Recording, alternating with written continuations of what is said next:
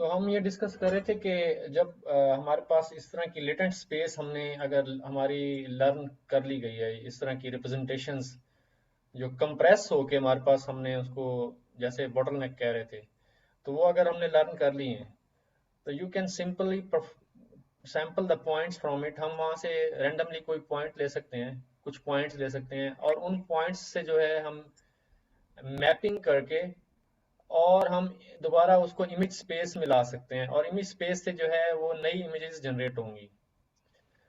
ठीक है, और आपकी ऐसी इमेजेस होंगी जो कभी पहले किसी ने देखी नहीं है, नए फेसेस आ जाएंगे, न्यू फेसेस बन जाएंगे। तो हमारे फिगर 2.12.3 में ये दिखाया गया।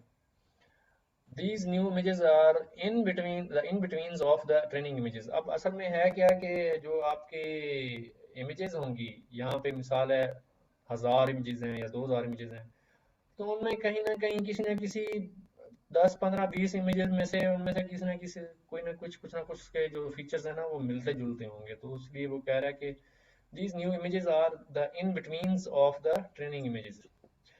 GANs and VAEs are two different strategies for learning such latent spaces of image representation। अब आपके GANs हों या वेरिएशनल ऑटो एनकोडर्स हों, इनका दोनों का मकसद यही है कि आपके इस तरह की जो latent space image representation learn करते हैं, लेकिन दो डिफरेंट तरीके से लर्न करते हैं, each with its own characteristics.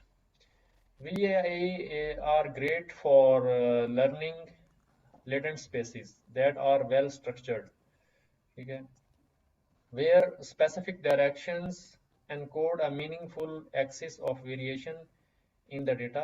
GANs generate images that can potentially be highly realistic, but the latent spaces they come from may not have as much structure and continuity। ठीक है, अब आप इसमें दोनों में फ़र्क क्या है VAE और GANs में? VAEs जो हैं वो वेरिएशनल ऑटो एनकोडर्स क्या करते हैं कि उसके जो लेटेंट स्पेसिस हैं वो बड़े स्ट्रक्चर्ड हैं, ठीक है, वो मीनिंगफुल हैं, ठीक है। लेकिन जो गैन्स हैं उसके जो लेटेंट स्पेसिस हैं वो नॉन मीनिंगफुल या नॉन रियलिस्टिक हैं, लेकिन उसकी जो आउटपुट है ना वो बड़ी हाईली रियलिस्टिक है, यानी कि उससे इमेजेस जो है ना ज़्यादा रियलिस्टिक प्रोड्यूस होते हैं आउटपुट के ऊपर। ठीक है, यानी कि दोनों चीज़ें उल्ट हैं।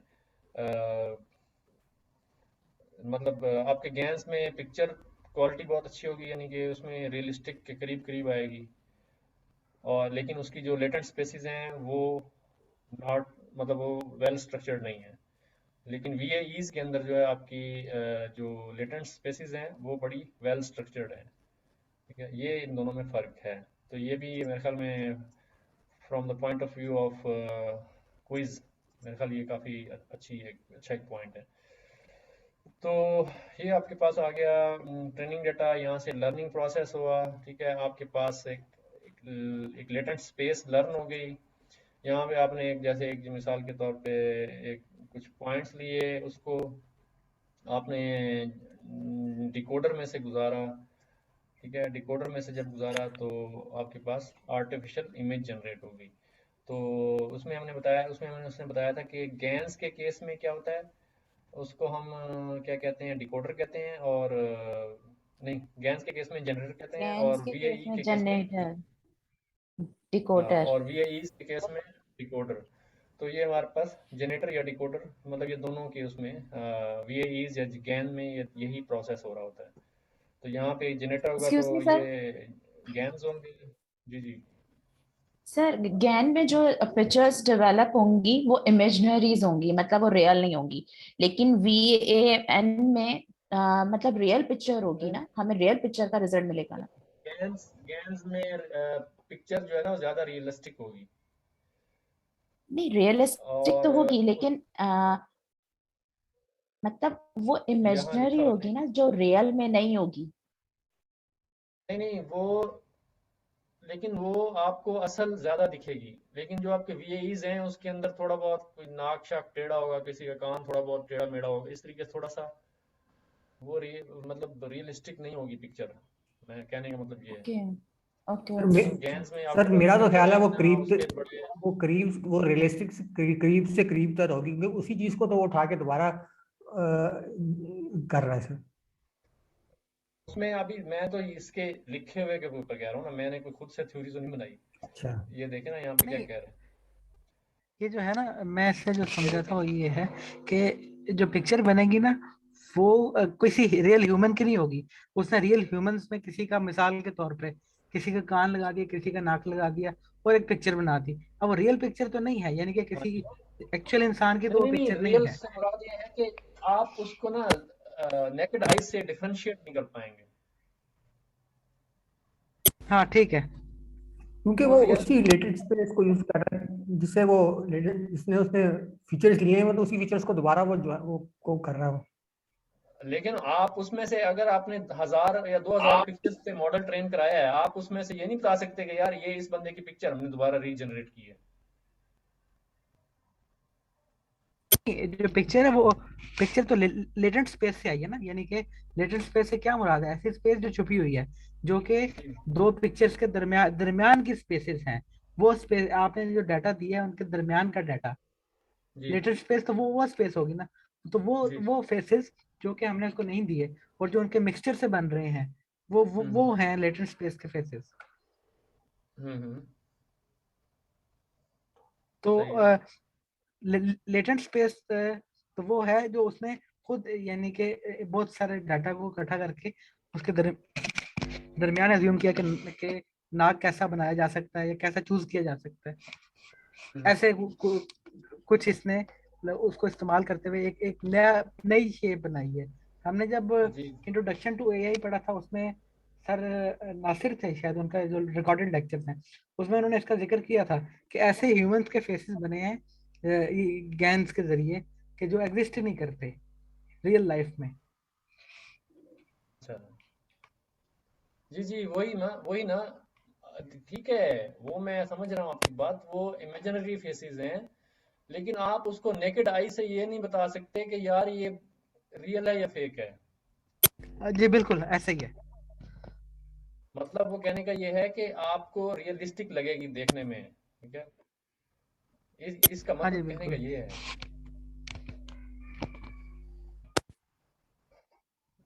तो ये यही यहाँ पे ये चीजें लिखी हुई है ना।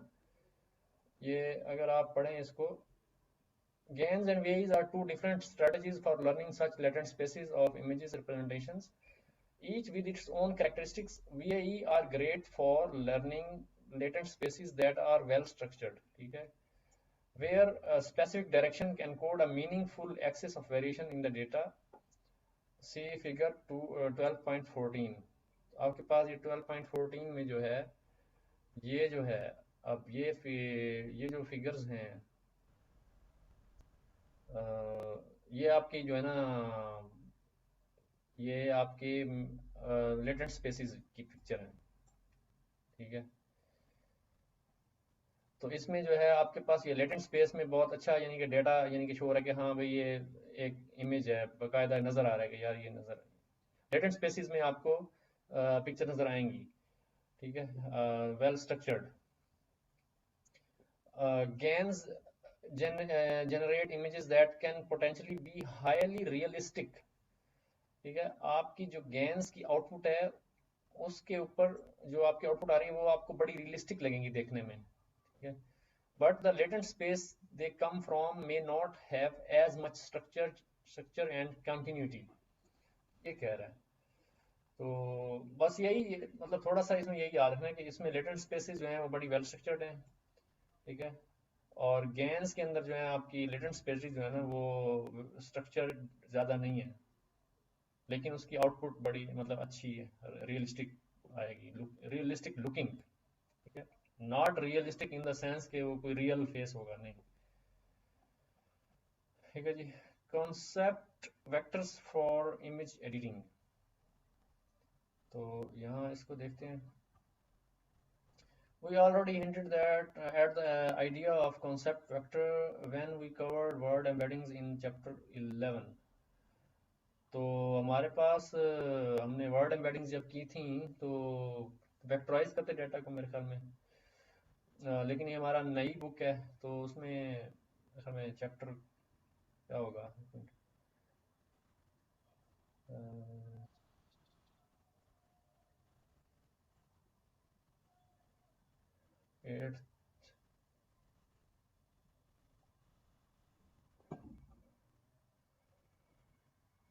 चैप्टर 6 में हमने वर्ड एम्बेडिंग्स की थी और हमने वहाँ से वन हॉट एनकोड करके, मतलब पहले हमने एक वेक्टर स्पेस बनाई थी, ठीक है। वेक्टर स्पेस यानी कि आपके मैक्सिमम वर्ड कितने हैं, मिसाल के तौर पे 10,000 वर्ड्स हैं।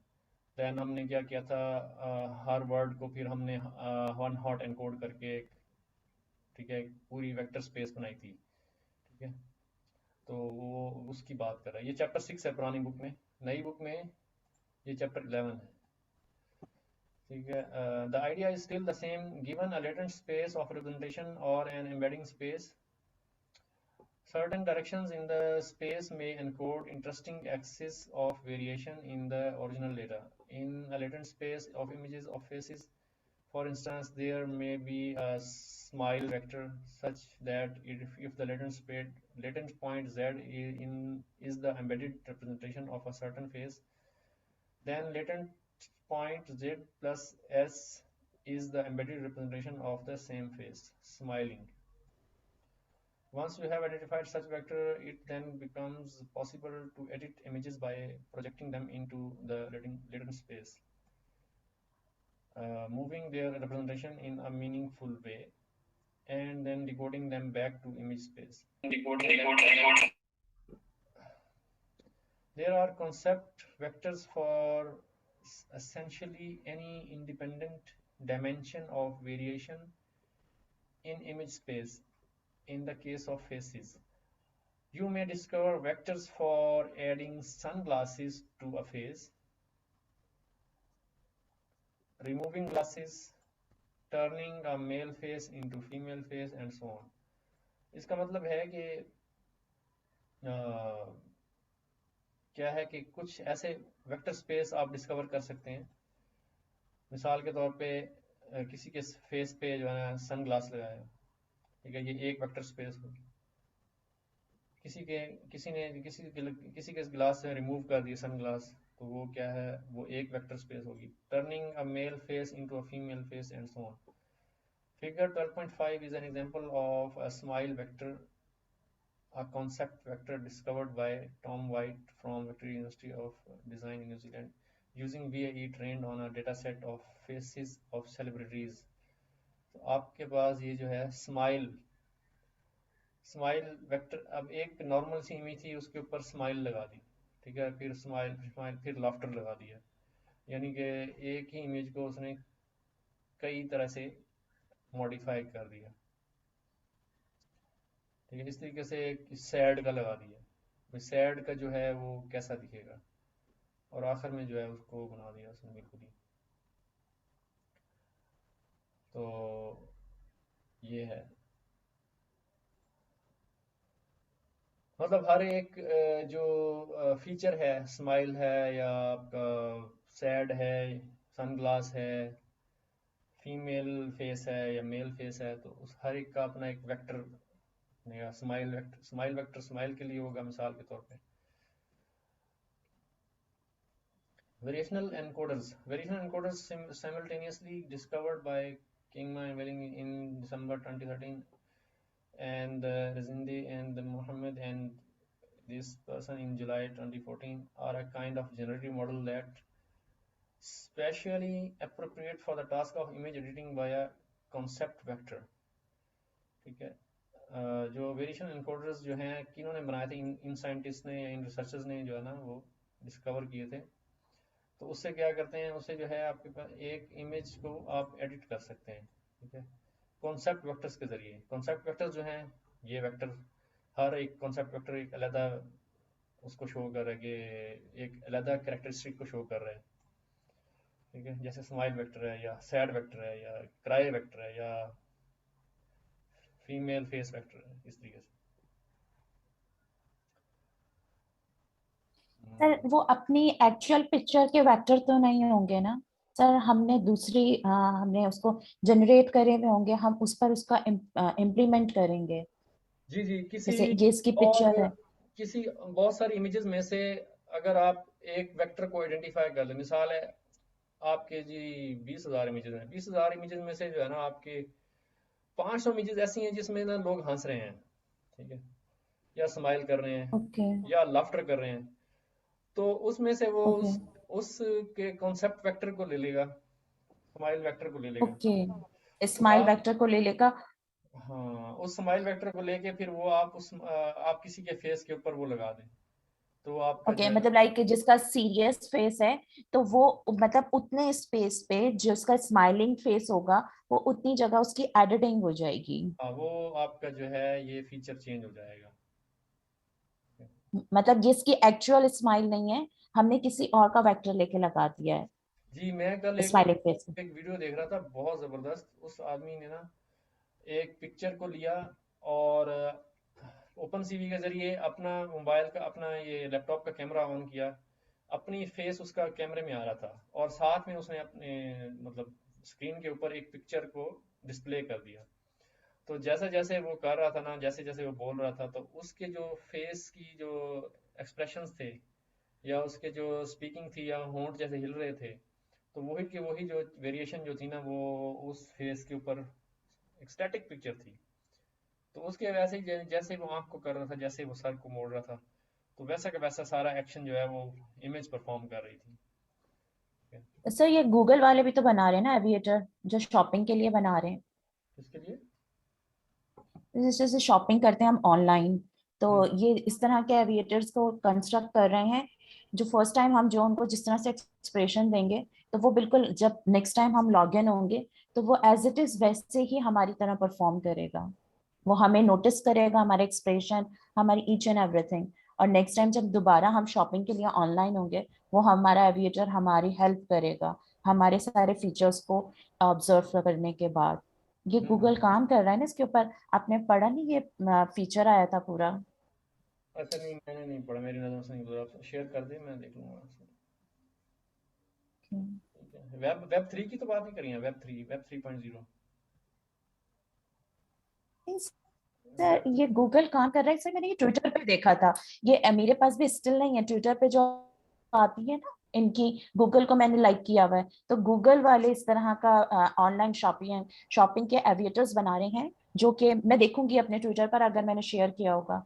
हम्म तो वो इस तरह के शॉपिंग ऑनलाइन एविएटर्स बना रहे हैं। जब हम फर्स्ट टाइम लॉग इन होंगे तो वो हमारी पूरी बॉडी लैंग्वेज, हमारी थॉट्स, हर चीज को ऑब्जर्व करेगा और वो ट्रेंड हो जाएगा। नेक्स्ट टाइम वो हमारी शॉपिंग में हमारी हेल्प करेगा। ठीक। मतलब वो बिल्कुल हमारी तरह का ही एविएटर होगा। हाँ, वो मैं समझ गया हूँ, बिल्कुल सही। तो इसको करते हैं आगे, हैं फर्दर, जहाँ तक कर सकते हैं। है हमारे पास सिर्फ 10 मिनट बाकी। तो a classical image autoencoder takes an image, maps into the latent vector space via an encoder module, and then decodes it back to the output with the same dimensions as the original image via decoder module. It's then trained by using the target data on the same images as the input images, meaning the autoencoder learns to reconstruct the original input by imposing various constraints on the code, the output of the encoder. You can get the autoencoder to learn more or less interesting latent spaces of the data. Most commonly, you will constrain the data and the code to be low dimensional and sparse, mostly zeros, in which case the encoder acts as a way to compress the input data into fewer bits of information. आपके पास दरअसल क्या हो रहा है कि ये देखें, ये इमेज जा रही है, एनकोडर है, एनकोड क्या करेगा, इसको इसको कंप्रेस करके आपको एक लेटेंट स्पेस बना देगा। ठीक है, तो बहुत कंप्रेस्ड फॉर्म में कुछ मतलब पिक्सल्स को वो दिखाएगा, आप कंप्रेस करके बहुत ही लो डायमेंशनल एक आपके पास स्पेस बनाएगा। ये आपकी एक लेटेंट स्पेस होगी। ठीक है, उससे जो है इस लेटेंट स्पेस को यूज करते हुए फिर डिकोडर क्या करेगा, डिकोडर आपकी इमेज को वापस रिकंस्ट्रक्ट कर लेगा। तो ये सबसे सिंपलेस्ट एग्जांपल हमें वो दे रहा है। In practice, such classical autoencoders do not lead to particularly useful or nicely structured latent spaces. अब आपके पास जो है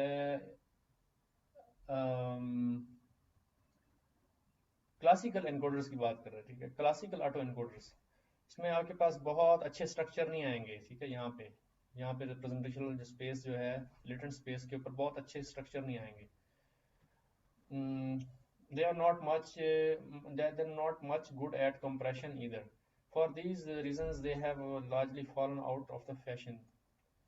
ठीक है, अब ये कौन से हैं? ये हैं आपके क्लासिकल ऑटो एनकोडर्स। ठीक है, क्लासिकल ऑटो एनकोडर्स जो हैं वो आपके इतने पावरफुल नहीं हैं। अब वो कौन से हैं ये नहीं पता। An autoencoder mapping as input x to compressed representation and then recording it back as x। तो आपके पास ये compressed representation आ गई इस इमेज की।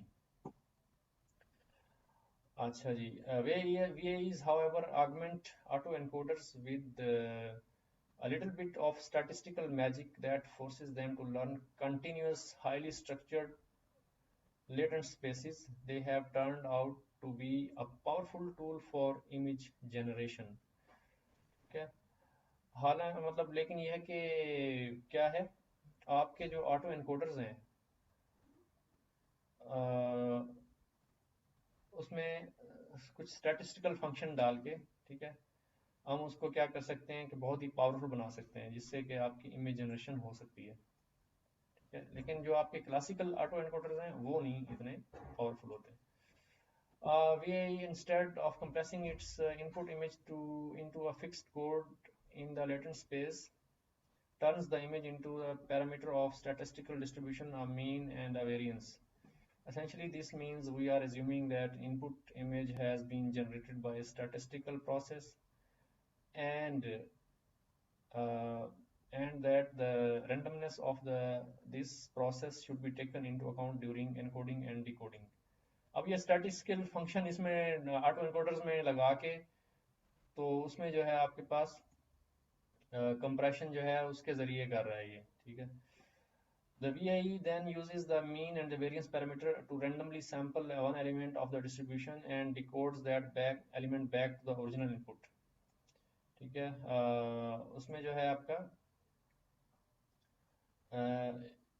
VAE वेरिएशनल ऑटो एनकोडर क्या करके मीन और वेरिएंस यूज करता है पैरामीटर्स की और उससे जो है आपका रैंडमली सैंपल करता है एलिमेंट्स को। ठीक है, जो उसको फिर यूज करते हुए आपकी ओरिजिनल इनपुट को बनाता है। The stochasticity of this process improves robustness and forces the latent space to encode meaningful representation everywhere। Every point sampled in the latent space is decoded to a valid output। तो इस randomness जो आपकी statistical functionality हम इसमें डाल रहे हैं उससे होता क्या है, उससे यह है कि आपकी जो सैम्पलिंग करता है, ठीक है, आपके यहाँ से जो सैम्पलिंग करके उसको वापस रीजनरेट करता है तो वो जो है उसकी बड़ी पावरफुल हो जाती है और मीनिंगफुल रिप्रेजेंटेशन जो है वो आपकी आ जाती हैं। तो उससे फिर आप जब सैंपल लेते हैं वापस सैंपल कंस्ट्रक्ट करने के लिए तो वो जो है बड़ी वैलिड आउटपुट देता है। ये किससे हमारे पास पॉसिबल हुआ? ये पॉसिबल हुआ हमारे पास किससे? स्टैटिस्टिकल डिस्ट्रीब्यूशन से, पैरामीटर ऑफ स्टैटिस्टिकल डिस्ट्रीब्यूशन से। ठीक है, तो हम ये जब यूज करते हैं इसमें स्टैटिस्टिकल प्रोसेस, ठीक है, तो उससे जो है हमारे पास इसमें इम्प्रूवमेंट आती है। ठीक है, और उससे जो है आपके जब वो कोई पॉइंट सेलेक्ट करता है रैंडमली तो उसकी आउटपुट जो है वो बड़ी रियलिस्टिक आती है राइट साइड पे। इन technical terms here how a VAE works. अब हमारे पास 3 स्टेप हैं जो जिससे ये VAE काम करता है। An encoder module turns the input image into 2 parameters in the latent space representation, Z mean और Z log variance। ये आपके स्टैटिस्टिकल टर्मिनोलॉजी है। ठीक है, तो ये आपके Z मीन कैलकुलेट करता है, Z log variance ये आपके स्टैटिस्टिकल टर्म्स हैं। You randomly sample a point Z from the latent normal distribution that's assumed to generate the input image। इसमें क्या होता है कि आप क्या करते हैं कि पहले तो आपने बना ली कि लेटेंट रिप्रेजेंटेशन बना ली। ठीक है, step number 1, N auto encoder module turns the input sample, जो आपने इनपुट इमेज दी उसको उसने किस में चेंज कर दिया? 2 पैरामीटर्स इन लेटेंट स्पेस रिप्रेजेंटेशन, वो जो आपकी लेटेंट स्पेस है उसके अंदर उसने दो पैरामीटर जनरेट किए हैं, एक जी मीन है और एक जी लॉग वेरिएंस। ये दो पैरामीटर आपके लेटेंट स्पेस बन गई, ठीक है। ये आपका ये काम हो गया, ये वाला, ठीक है। सेकंड थिंग क्या है कि you randomly sample a point z from the latent normal distribution that's assumed to generate the input image. आपने एक कोई रैंडमली एक पॉइंट लिया, इधर से कोई एक पिक्सल लिया, कोई पॉइंट लिया, उससे जो है आपने क्या करना है, वापस इमेज जनरेट करवानी है, ठीक है। लेकिन उसका फार्मूला क्या है, उसका फार्मूला ये है, आपका जो पॉइंट लेंगे उसका z is equal to z mean और exponential z log variance multiply by epsilon, where epsilon is a random tensor for of small values, ठीक है। आगे आगे आपका डिकोडर मॉड्यूल। डिकोडर मॉड्यूल क्या होगा, यहाँ पे आपका पॉइंट सेलेक्ट हो गया, ठीक है, पॉइंट सेलेक्ट हो गया रैंडमली। जब आपने रैंडम पॉइंट सेलेक्ट कर लिया उसके बाद डिकोडर की बारी आ गई, तो डिकोडर क्या करेगा, decoder module maps this point in the latent space back to the original input image, ठीक है। डिकोडर आपका जो है ये जादू करेगा, ये जादू क्या करेगा, आपके वहाँ से जो रिप्रेजेंटेशन आपने या वहाँ से जो सैंपल लिया है, एक पॉइंट लिया है, उस पॉइंट को क्या करेगा, back to the original input image उसको चेंज कर देगा, ठीक है। ये आपका हो गया यार, ये बहुत खुश नहीं हो गया। चलो इंशाल्लाह इसको फिर कल यहाँ से करते हैं दोबारा से, आज के लिए भी इतना ही काफ़ी है। तो सर 395 एक चीज, जी जी। सर एक पॉइंट से वो पूरी कैसे पिक्चर डेवलप कर लेगा? एक मिनट, अच्छा ये सवाल है ना, एक पॉइंट से, अब ये जी सर, आप कह रहे एक पिक्सल, एक 1 पिक्सल। एक मिनट यहाँ पे क्या लिखा हुआ, एक पॉइंट है, एक पिक्सल नहीं है, ये देखिए ओके एक पॉइंट है, अब उस पॉइंट में कितने पिक्सल हैं ये नहीं पता। ओके ओके ओके, मैं समझी 1 पिक्सल, तो मैं हैरान हो गई एक पिक्सल एक नहीं, पिक्सल से कैसे एक डेवलप। पॉइंट में बहुत सारे पिक्सल हो सकते हैं ना, वो okay okay okay, I understand. ठीक है। तो कल इंशाल्लाह करते हैं फिर यहीं से स्टार्ट। आज थोड़ा सा खुश्क था मेरी खुद भी जो है ना, दिमाग सोने लग गया था। चलें ठीक है, इंशाल्लाह कल मिलते हैं फिर। ओके सर, अल्लाह हाफिज। खुदा हाफिज। चलो।